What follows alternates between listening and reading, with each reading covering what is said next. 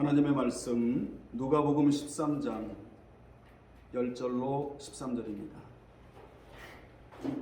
예수께서 안식일에 한 회당에서 가르치실 때에 18해 동안이나 귀신 들려 앓으며 꼬부라져 조금도 펴지 못하는 한 여자가 있더라.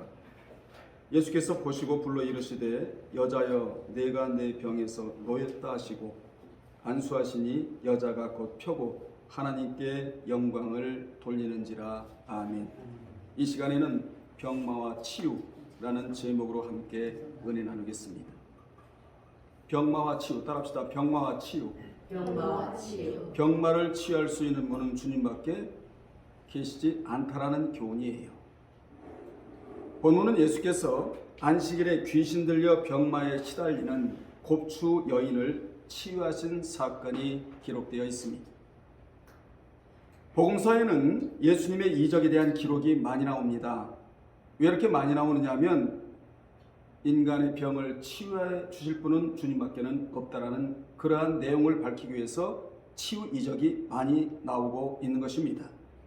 이를 살펴보면 마태복음에 20회가 나오고 그리고 마가복음에 18회가 나오며 누가복음에 20회, 요한복음에 8회가 나오고 있습니다. 이 가운데 죽은 자를 살리시고 귀신을 쫓아내며 병든 자를 낫게 하시는 등 치유와 관계되는 이적이 26회가 나오고 있습니다. 이같이 예수께서는 공생의 기간 동안 많은 이적을 일으켰으며 그 가운데 가장 많은 이적이 바로 치유의 이적이었습니다. 주님은 오늘도 우리를 치유해 주시기를 원하십니다. 그런데 치유를 받으려면 어떻게 해야 되느냐? 조건이 있다는 것을 우리는 잊으면 안 되는 것입니다.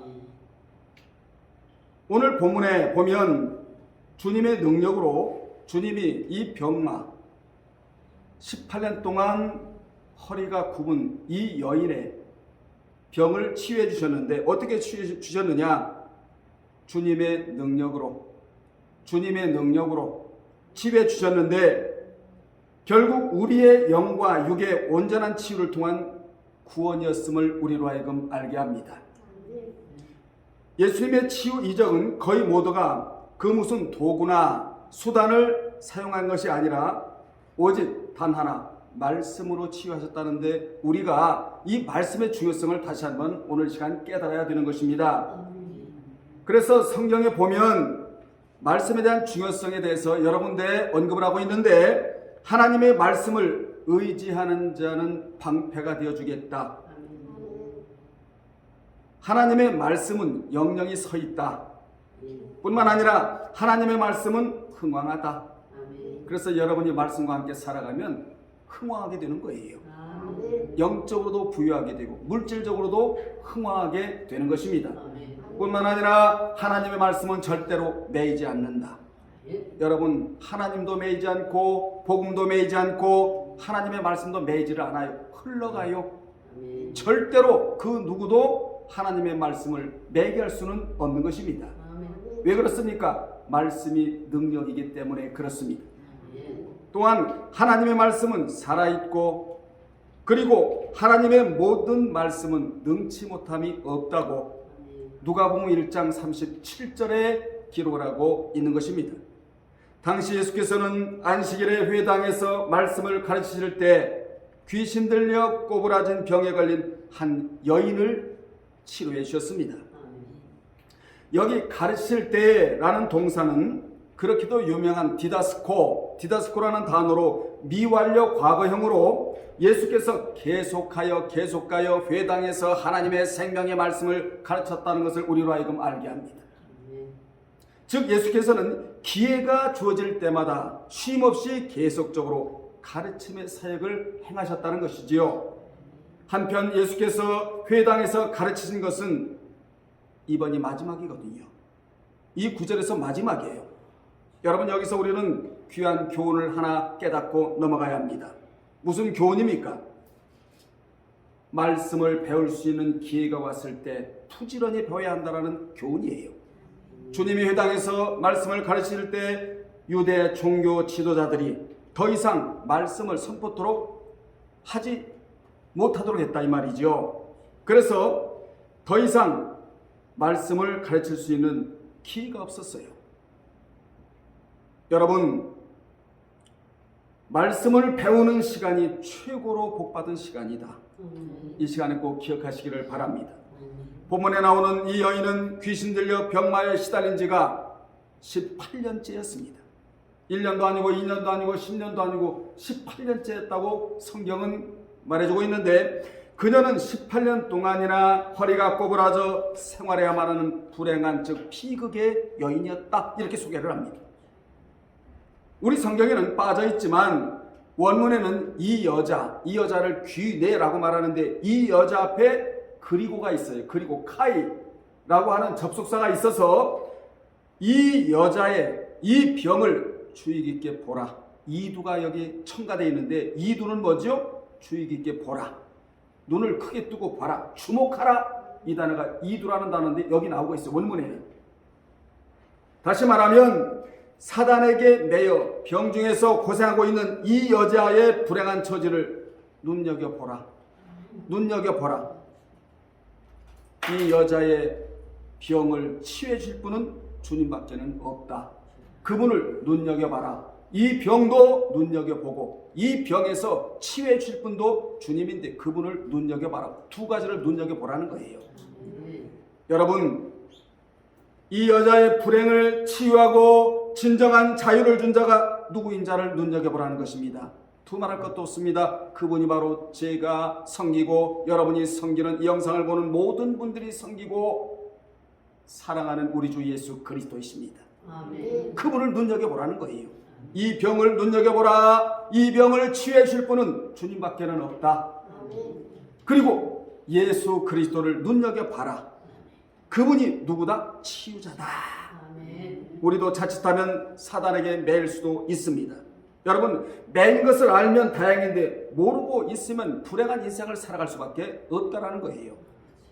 여러분은 절대로 사탄에 매이지 않기를 주님의 이름으로 축원합니다. 아멘. 사탄에 매일 때 주님의 치유가 필요한데, 본문에 나오는 이 여인은 척수염이나 다른 원인으로 인하여 등뼈가 꼬부라져 허리를 펼 수 없는 곱사병이었다는 것이지요. 여기 꼬부라져라는 단어가 쉰키토라는 단어로 미완료 과거형으로 쓰여 18년 동안이나 이 여자가 가지고 있는 병의 증세가 지속적이면서도 더 이상 인간은 손을 쓸 수 없는 아주 심각한 질병이었다. 이걸 우리로 하여금 알게 해요. 이때 누가 필요하죠? 예수 그리스도가 필요해요. 그래서 성경에 보면 그 당시 인간의 의학이나 의술로는 절대로 치료받을 수 없는 3대 병이 있었는데, 첫째 소경이었고, 두 번째 혈류병이었고, 그 다음에 문둥병이었습니다. 이 병을 이름하여 종교병이라고도 말을 해요. 인간은 치유할 수가 없는데 오로지 능력자이신 우리 주 예수 그리스도께서 이 병을 치유하셨다고 성경은 곳곳에 증언하고 있는 것입니다. 그러면 그녀가 왜 이렇게 되었느냐? 자연적인 질병이 아닌 귀신이 들려 있다는 겁니다. 귀신이 들려서 그렇게 됐다고 성경은 말씀해주고 있는 겁니다. 그렇다면 이 여인이 어떻게 해서 치유를 받을 수가 있었는가? 이게 교훈이에요. 여러분도 치유받을 수가 있겠죠. 이 여인이 한 대로 그대로 하면 여러분도 치유받을 수가 있겠죠. 그래서 이 여인이 행한 모든 것들을 하나님의 의도 가운데 본문에 기록을 하고 있다는 것입니다. 첫째, 따라합시다. 안식일에 회당에 있었기 때문이다. 10절로 12절에 보면 이 여인은 안식일에 회당에서 가르치시던 주님으로부터 고침을 받은 사건이 기록되어 있는데, 우리는 이처럼 몇 줄 안 되는 짧은 기록 속에서 주님은 정성껏 예배 드리는 자에게 치유를 베풀어 주셨다는 것을 우리는 알 수 있습니다. 아멘. 이 여인은 비록 허리는 꼬부라져 펼 수가 없었지만 신앙은 꼬부라지지 않았어. 말씀의 자리에, 예배의 자리에 앉아 있었다라는 거예요. 아멘. 여러분, 성경에 나오는 소경도 마찬가지입니다. 육신의 눈은 감겼지만 마음의 눈은 감기지 않으므로 소경이 주님께로부터 치유를 받았잖아요. 이 여인도 비록 귀신 들려 허리는 꼬부라졌지만 신앙은 꼬부라지지 않았다는 것이지요. 아멘. 우리는 나이가 늙어도 신앙은 꼬부라지면 안 됩니다. 오히려 신앙이 강건해야 돼요. 그래서 하나님 앞에 기도해야 됩니다. 하나님이여, 하나님의 진리가 제 두뇌를 만져주시옵소서. 그러면 신앙도 건강하고 정신도 건강하고 마음도 건강하고 생활도 건강하고 아멘. 육신도 주님 안에서 늙기 때문에 치매가 오지를 않아요. 아멘. 하나님의 말씀이 두뇌를 만져주는 자는 절대로 치매가 오지 않습니다. 말씀의 능력이에요. 그래서 우리는 그렇게 기도해야 되는데, 만약 우리가 이 여인의 환경이었다면 어떻게 했겠는가? 자기의 합리화를 내세우면서 예배를 못 드린다고, 말씀 앞에 있지 못한다고 아마 핑계를 댈 수도 있었을 것입니다. 이러므로 예배는 하나님의 축복을 경험할 수 있는 가장 확실한 통로이다. 아멘. 만약 이 여인이 말씀의 자리에, 예배 자리에 와 있지 않았다면 치유는 물 건너 가버린 만 거예요. 예배 자리에 있는 자는 반드시 치유를 경험할 수 있다는 교훈입니다. 아멘. 다시 한번 강조하면, 하나님은 본문에서 예배 자리에서 정성껏 예배드리는 자에게 축복과 치유를 베풀어 주시겠다. 아멘. 이 교훈은 살아가는 그리스도인들이 반드시 기억해야만 하는 매우 소중한 기억이라는 거예요. 아멘. 소중한 교훈이라는 것입니다. 당시 그녀는 척추가 심하게 굽어 외모가 흉측하게 변형이 되었지만 신앙은 변형이 안 되었었다는 거예요. 신앙은 흉측하게 변형이 안 되었었다, 이걸 말해주고 있는 겁니다. 그녀는 오늘날의 장애인들처럼 휠체어를 타고 다니지도 않았지만 우리 하나님이 휠체어가 되어주셔서 주여. 매 안식일마다 주님께로부터 말씀을 듣고 하나님께 영광을 돌리기 위해 그 불편한 몸을 이끌고 안식일마다 회당 예배에 참석을 했다고 말해주고 있는 것입니다. 아멘.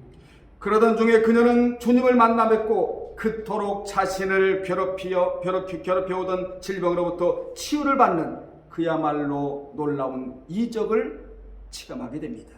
아멘. 기독교는 체험의 종교입니다. 여러분에게 체험거리가 많기를 주의 이름으로 축원합니다. 아멘. 여기서 우리는 말씀을 듣고 예배를 드리는 것이 얼마나 중요한가를 알 수 있습니다. 그러므로 예배는 생명이요, 아멘. 예배는 치유를 경험케 하는 은혜인 것입니다. 아멘. 우리 모두 예배가 살아야 합니다. 예배가 살면 심령이 살아요. 심령이 살면 가정이 삽니다. 가정이 살면 교회가 살아요. 아멘. 교회가 살아야 이 나라, 이 민족과 세계가 살아갈 수가 있는 것입니다. 아멘. 여러분, 우리는 이 여인을 통하여 다시 한번 예배를 회복하고 예배의 중요성을 깨달아야 합니다. 오늘날 교회마다 예배의 문제 때문에 심각한 고민에 빠져 있는 것이 사실입니다. 교회마다 성도수가 줄어들고 교회가 쇠퇴하고 있는 주된 이유는 많은 성도들이 주일날 드리는 예배의 소중함을 망각하고 세상적인 즐거움을 찾기 위해 교회 밖으로 나가기 때문입니다. 여러분, 교회 밖에는 절대로 즐거움이 없습니다. 교회 안에 진정한 즐거움이 있다는 것이지요. 그래서 피조물이 가장 행복할 때는 언제인 줄 아십니까?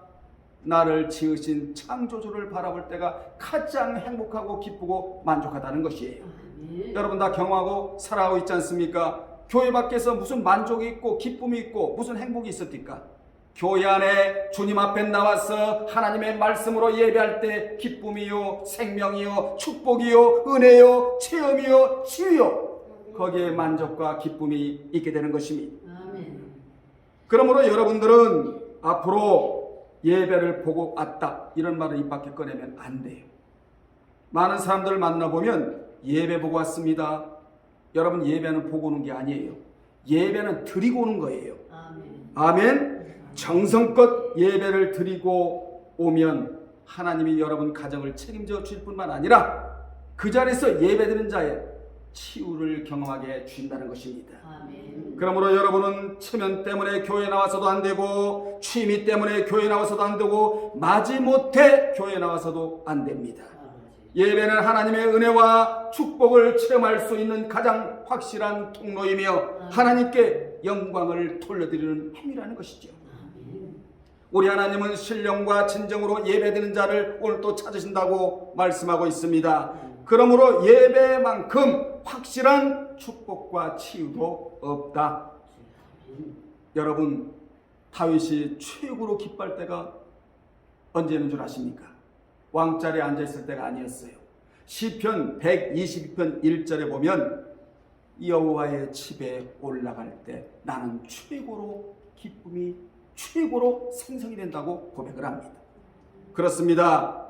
그는 왕자리에 있을 때보다 여호와의 집에 올라가는 것이 최고의 기쁨이었다.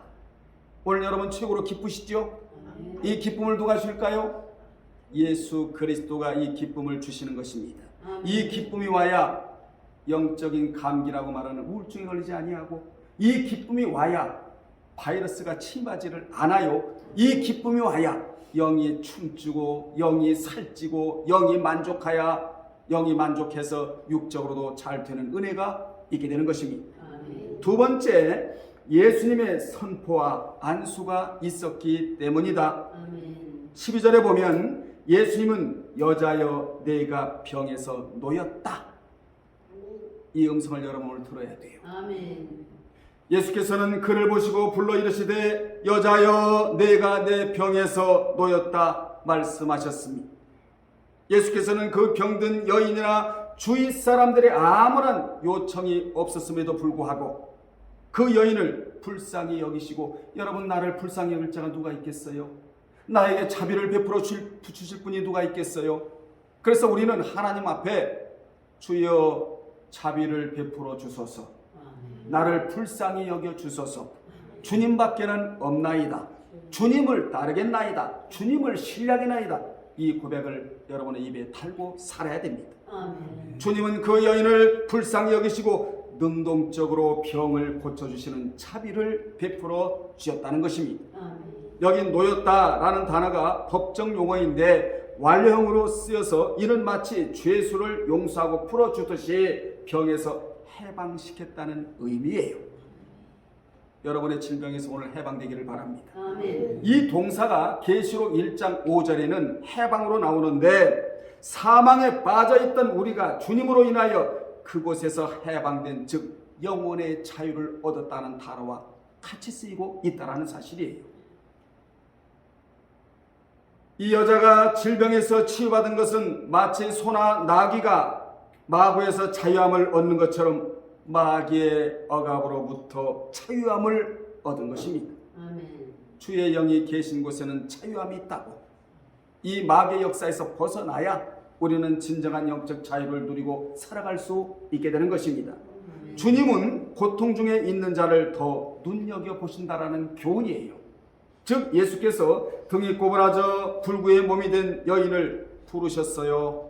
이처럼 여자여 내가 병에서 놓였다는 말씀은 참으로 단순하기 짝이 없는 말씀인데, 하지만 눈을 감고 당시의 상황을 조용히 묵상한다면 우리는 이 말씀 속에서 참으로 눈물겹도록 풍성한 하나님의 은혜를 발견하게 됩니다. 우리 모두 오늘 본문을 깊이 묵상하며 당시 상황을 한번 상상해 보면, 당시 안식일이 되어 마을 회당에는 여러 사람들이 모여 있었어요. 그리고 이들은 제각기 자리를 잡고 앉아 있었는데, 가난한 자들은 남루한 모습으로 한쪽 구석에 앉아 있었고, 부자도 있었고, 그리고 호사스러운 차림을 한 자들도 많이 앉아 있었습니다. 회당의 공간이니까. 특히 돈 많은 바리새인들이 거기 앉아 있었습니다. 여러분, 육신의 눈으로 보면 그들이 먼저 눈에 띕니다. 왜 그렇습니까? 회당의 상석에 앉아 있었기 때문입니다. 그런데 주님은 그런 자들을 주목하지 않으셨어요. 주님은 그 사람들 중에 유독 누구에게 주목하고 계셨는가? 주님이 주목하신 사람은 비단 좋은 옷에 금가락지를 낀 자가 아니었고, 그 어떤 부자도 아니었으며 상석에 앉아있던 바리새인들과 회당장도 아니었다는 것입니다. 그들과는 반대로 한쪽 구석에서 사람들이 알아주지 않은 불행한 비극적인 그 여인을 주님은 주목하고 계셨다. 아멘. 아멘. 왜 주님이 그 여인을 주목하고 계셨는가? 말씀 앞에서 하나님을 예배하는 예배자가 되었기 때문에 그렇다 그 말입니다. 아멘. 그러므로 우리도 최선을 다하여 예배자가 되면 무슨 병이 있다 할지라도 하나님은 환경의 병, 물질의 병, 그 어떤 병이라 할지라도 하나님의 치유를 경험하게 된다는 교훈입니다. 주님은 외모적으로는 흉측한 몰골의 한 여인을 주목하고 계셨다. 주님은 18년간의 긴 세월 동안 육체적 고통과 사회적 멸시를 무릅쓰고 살았던 이 여인, 그러한 환경에도 불구하고 말씀을 듣고 하나님께 영광을 돌리기 위하여 회당 한쪽 구석에 앉아있던 이 여인을 주목하고 계셨다. 이 엄청난 교훈을 우리에게 주고 있는 겁니다. 그리고 주님은 그 여인을 부르시고 직접 안수하시어 병을 고쳐주셨다. 여러분, 주님은 돈이 많다고 주목하시는 분도 아니고 명예가 있다고 해서 주목하시는 분도 아니며 주님이 주목하시는 분은 누구인가? 내가 주님을 주목하면 주님이 나를 주목해 준다는 거예요. 아멘.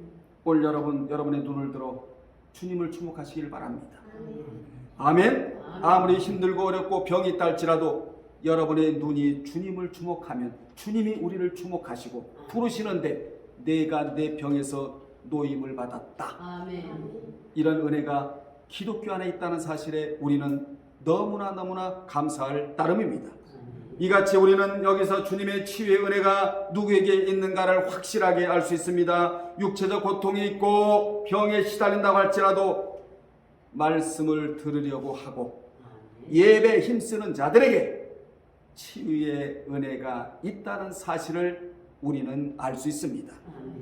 이 땅에서 가장 소중한 사람이 누구이냐? 따라합시다. 말씀의 사람이다. 말씀의 사람이다. 두 번째가 예배의 사람이에요. 예배의 사람이다. 이 두 사람만 된다면 누립니다. 아멘. 병을 끼고 살지를 않아요. 문제를 끼고 살지를 않아요. 왜 그렇습니까? 주님의 치유 역사가 있기 때문에 그렇습니다. 아멘. 주님은 18해 동안 사탄에게 매인받았다가 치유된 이 딸이 귀할까요? 안 귀할까요? 너무너무 귀해서 여러분 16절을 보세요. 16절에 보면 뭐라고 주님이 부르셨죠? 아브라함의 딸이라고.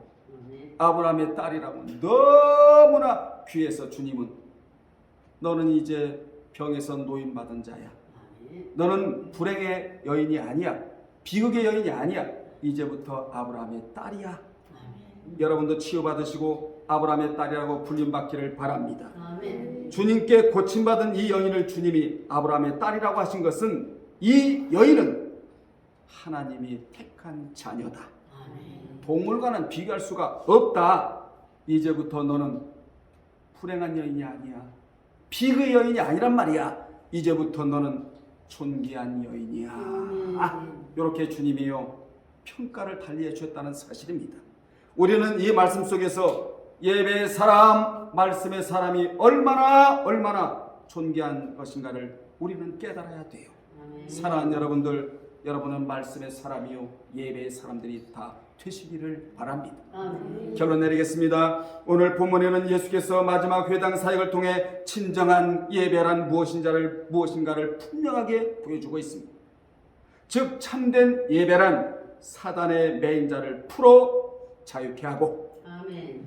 한 인간을 진정한 인격으로 높여 주심으로써 그 중심에서 우러나오는 기쁨과 찬양이 터져나오도록 하는 것임을 알게 합니다. 아멘. 오늘 여러분은 주님이 주목하시는 자리에 있고 주목하시는 예배자가 되면 주님은 여러분이 어떤 질병에 걸렸다 할지라도 여자여 내가 병에서 놓였다. 아멘. 따라합시다. 여자여 내가 병에서 놓였다. 이 선언의 음성을 들을 수가 있는 자가 된다. 그리고 그 이후로 안수하시어 치유해 줄 것을 여러분은 믿으시길 바랍니다. 끝으로 사단의 매인 꼬부라진 병도 고쳐주신 주님이 무슨 병인들 못 고쳐 주시겠는가? 아멘. 그러므로 최고의 병원은 주님 앞에 말씀을 듣는 것이 최고의 병원이고 아멘. 최선의 예배를 드리는 것이 최고의 병원이에요. 그러면 누가 나타나시느냐? 병원장이 나타나시는데 그분이 바로 예수님이신데 그분이 치유해 주시면 완벽합니다. 아멘. 그렇게 치유받고 여러분은 뭐 해야 되느냐? 기쁨에 의한 찬양을 하나님께 올려드리면 되는 것이다. 아멘. 이 은혜가 여러분에게 있기를 주님의 이름으로 축원합니다. 아멘. 기도하겠습니다. 하나님 아버지, 우리 모두 말씀의 사람, 예배의 사람이 되기를 원하나이다. 그렇게만 될 때 주님은 그런 자를 주목하셔서 어떤 병이 걸렸다 할지라도 치유의 역사를 베풀어 주겠다고 약속해 주셨습니다. 거룩하신 아버지 하나님, 주님이 병원장이 되셔서 우리의 모든 질병을 치유해 주시는 주님인 줄로 이 시간 다시 한번 믿사오니 내가 내 병에서 노임받았다라는 이 음성을 들을 수 있는 우리 모두가 되게 도와 주옵소서. 아멘. 예수님의 이름으로 기도합나이다. 아멘.